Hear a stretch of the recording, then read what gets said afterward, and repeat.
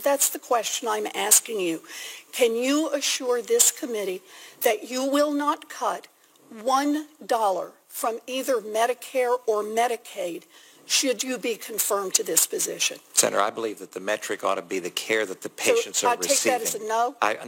It's that's the wrong metric. Well, we ought to be putting forth the resources. I'm not asking you whether or not you think you have a better metric. I'm asking you a question about dollars. Yes or no? What we ought to do is put forward the resources in order to take care of the patients. Simple questions. And frankly, the millions of Americans who rely on Medicare and Medicaid today are not going to be very reassured by your notion that you have some metric other than the dollars that they need to provide these services. You know, you might want to print out President-elect Trump's statement, I am not going to cut Medicare or Medicaid, and post that above your desk in your new office, because Americans will be watching to see if you follow through on that promise. Now, I also would like to follow up on Senator Franken's question. I think there was something there that didn't quite get answered. As you know, Congressman, the one goal of the Affordable Care Act was to push the healthcare industry to provide higher quality care at lower cost. And under the ACA, Medicare was recently allowed to change the way that it pays hospitals for hip and knee replacements to something called a bundle.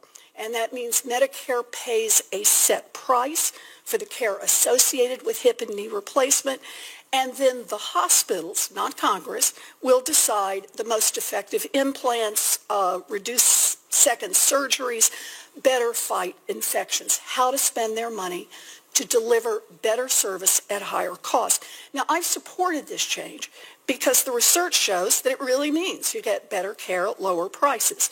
But I know the policy is controversial because it affects how hospitals are paid, which in turn affects how much money the manufacturers of these hip and knee replacements can make. And one of the companies is the company raised by Senator Franken, and that is Zimmer Biomet. They're one of the world's leading manufacturers of hip and knees, and they make more money if they can charge higher prices and sell more of their products. The company knows this, and so do the stock analysts. So on March 17, 2016, you purchased stock in Zimmer Biomet. Exactly 6 days after you bought the stock, on March 23, 2016, you introduced a bill in the House called the HIP Act that would require HHS Secretary to suspend regulations affecting the payment for hip and knee replacements. Is that correct? I think the BPCI program to which I think you referred, I'm a strong supporter of because it keeps the decision making. I'm not asking you about why you support it. I'm just asking, did you buy the stock, and then did you introduce a bill that would be helpful to the companies you just bought stock in? The stock was bought by a broker who was making those decisions. I wasn't making those decisions. Okay, so you said you weren't making those decisions. Let me just make sure that I understand. These are your stock trades, though. They are listed under your name, right? They're made on my behalf, yes. Okay. Was the stock purchased through an index fund? I don't believe so. Through a passively managed mutual fund? No, it's a through an actively managed mutual fund? It's a broker-directed account. Through a blind trust?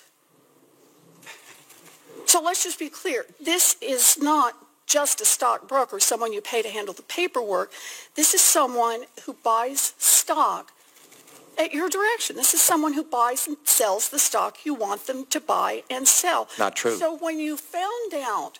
That's not true, Senator. Well, because you decide not to tell them, wink, wink, nod, nod, and we're all just supposed to believe that? It's what members of this committee, it's the manner in which members of this committee, well, I understand that, but it's important to appreciate that that's the case. Then I want to understand, when you found out that your broker had made this trade without your knowledge, did you reprimand her? What I did was comply. Well, you found out that she made it. What I did was comply. Did you fire her? Did you sell the stock? What I did was comply with the rules of the House in an ethical and legal and above-board manner and in a transparent way. You know, all right, let's stipulate. Time has expired, Senator Warren. I believe Senator Murkowski went over by 2 minutes. Did I read the clock here? By 2 minutes. I think that's what it was, and I've just burned another 15 seconds.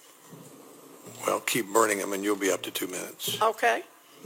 So your periodic transaction report notes that you were notified of this trade on April 4th, 2016. Did you take additional actions after that date to advance your plan to help the company that you now own stock in? I'm offended by the insinuation, Senator. Well, let me just read what you did. You may be offended, but here's what you did. Congressional records show that after you were personally notified of this trade, which you said you didn't know about in advance, that you added 23 out of your bill's 24 co-sponsors, that also after you were notified of this stock transaction, you sent a letter to CMS calling on them to cease all current and future planned mandatory initiatives under the Center for Medicare and Medicaid Innovation. And just so there was no misunderstanding about who you were trying to help, you specifically mentioned 2 minutes are up, Senator Warren. replacement. Thank you.